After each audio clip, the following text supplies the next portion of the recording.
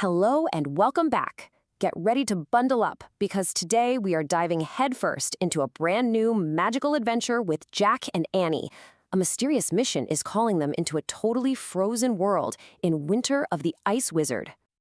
So, picture this. It's the winter solstice. You know, the shortest day of the whole year. Jack and Annie are just hanging out, all cozy inside, making Christmas cookies. But they can't shake this feeling, this little tinkle that something magical is about to happen. After all, Merlin the magician loves to call on them during special times just like this. And you guessed it, they were totally right. They race outside into the snow, heading straight for the Frog Creek woods. And there it is, high up in the tallest oak tree. The magic treehouse is back. But wait, as they get closer, they realize something's off. It looks like someone else is already there.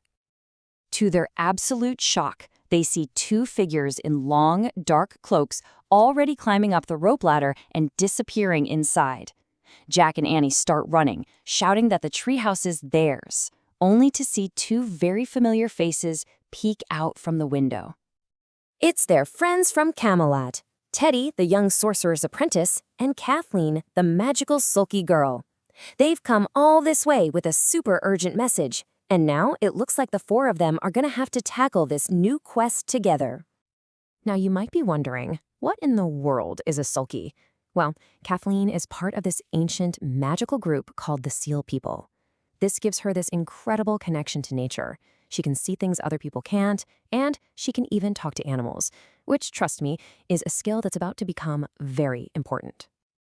Teddy pulls out a stone with a message carved into it, and this is where things get serious. It's a desperate plea from Merlin himself. His super powerful staff of strength has been stolen, and the kids have to journey to this mysterious land behind the clouds to get it back.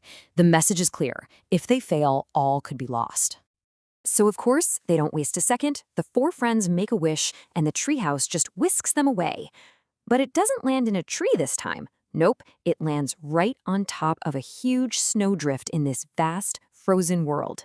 There are no trees anywhere, just endless white plains under a pale sun. It's colder than anything they've ever imagined.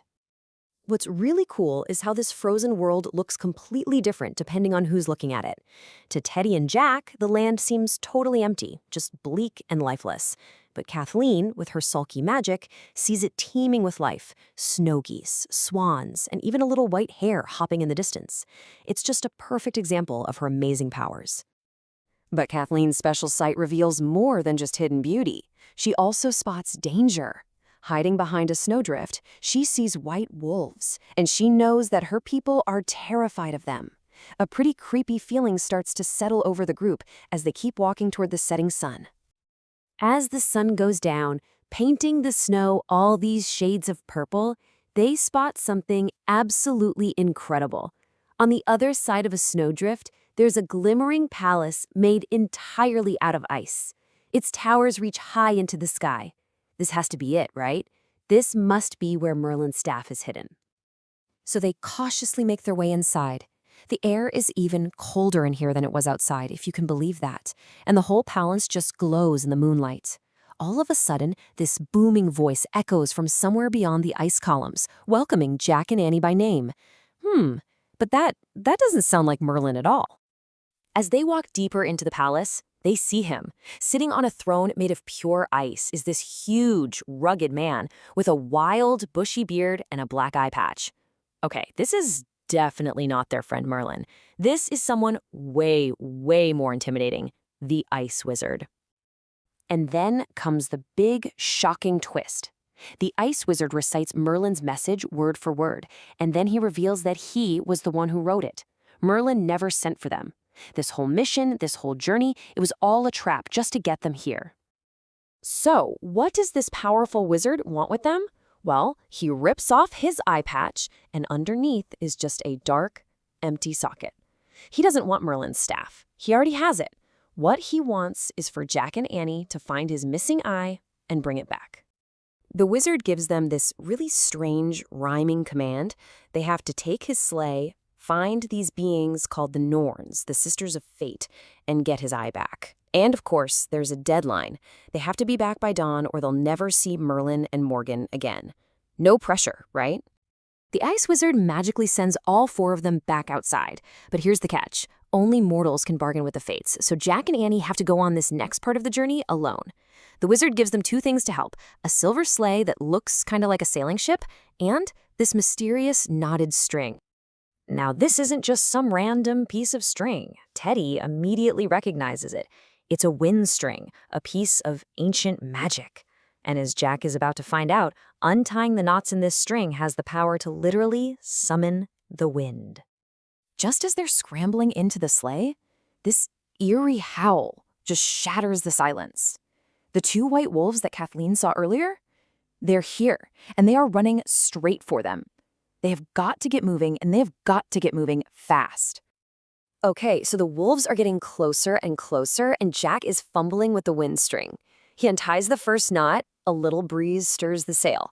He unties a second, the sleigh lurches forward, but it's not enough. With wolves snapping right at their heels, Jack desperately unties a 3rd knot. A huge gust of wind blasts the sail, and the sleigh just shoots across the snow, leaving those wolves far, far behind.